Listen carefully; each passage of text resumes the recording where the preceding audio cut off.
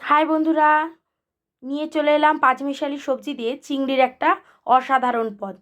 নিয়ে নিয়েছি পটল, ডাঁটা, ঝিঙে, নিয়ে নিলাম ডুমো ডুমো করে কেটে রাখা একটা বেগুন, সাথে নিয়ে নিলাম আমাদের প্রিয় কুমড়ো, আর নিয়ে নিয়েছি আলু।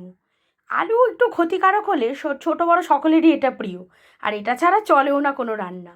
আর নিয়ে নিয়েছি চিংড়ি, আর সাথে কাঁচা লঙ্কা।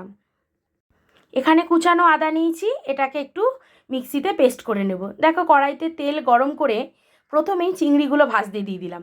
পুরো চিংড়িটা দিইনি বন্ধুরা, এটা আসলে মেয়ে খাবে তো।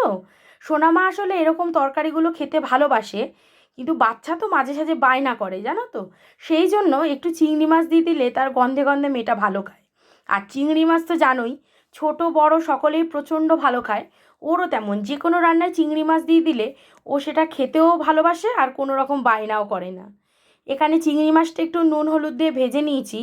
চিংড়ি মাছটা হালকা ভাজা ভাজা হয়ে এসছে, সেই কড়াইতেই চিংড়ি তুলে আমি দিয়ে দিলাম বাকি সবজিগুলো। চিংড়ির তেলটাতেই দিলাম, একটু গন্ধটাও ভালো লাগবে আর খেতেও বড় স্বাদ হয়। এবার সবজিগুলো হালকা একটু সাঁতলে নিই। এখানে সবজিগুলো তেলে হালকা ভাজা ভাজা হয়ে যাচ্ছে, এবং ভাজা ভাজা হয়ে যাওয়ার ফলে সবজিগুলো নরমও হয়ে যাবে। খুব একটা সবজি দিইনি, কারণ এটা শুধু মেয়ের জন্যই রান্না হয়েছে। ওর জন্যই রান্না হবে বলে ওর মতন দুবেলা যাতে খাওয়া হয় অল্প করে দিয়ে দিয়েছি সবজি। এইখানে দিয়ে দিলাম সাথে একটু নুন, তার সাথে দিয়ে দিলাম একটু হলুদ গুঁড়ো। হলুদ গুঁড়োটা দিয়ে সবজির সাথে হালকা একটু মিশিয়ে নিলাম, যাতে ভাজা ভাজা হয়ে যায়। এত সুন্দর খেতে হয়েছিল জানো তো। এরকম রান্না করে যে কোনো বাচ্চাকে দিলে তারা খুব একটা বায়নাও করে না। এখানে না, আমি গুঁড়ো লঙ্কাটা মেয়ের রান্নায় খুব কমই ব্যবহার করি, সেই জন্য চেরা কাঁচা লঙ্কাও দিয়ে দিয়েছি। আর দিয়ে দিলাম আদা বাটা ও জিরে বাটার একটা মিশ্রণ। এইটা দেওয়ার ফলে সবজির টেস্টটা দ্বিগুণ হয়ে যায়। আর এরকম না পাতলা ঝোল আদা জিরে ছাড়া অন্য কিছু ভালোও লাগে না। এখানে আমি ঢাকা দিয়ে দিয়েছিলাম 10 মিনিট। দেওয়ার পর দেখো সবজিগুলো পুরো নরম হয়ে গেছে, আর পুরোপুরি সেদ্ধও হয়ে গেছে। অল্প রান্না তো, সেই জন্য আর আমাকে প্রেশারেও দিতে হয়নি, হালকা করে। এ দেখো সাথে দিয়ে দিলাম ভাজা চিংড়ি মাছগুলো, যেগুলো আমি আগে থেকে ভেজে তুলে রেখেছিলাম।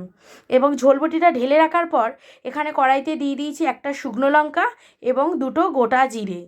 এবং গোটা জিরে দেওয়ার ফলে কি হয়, খাবারের টেস্ট একটু বাড়ে, গন্ধটাও বেশ ভালো লাগে।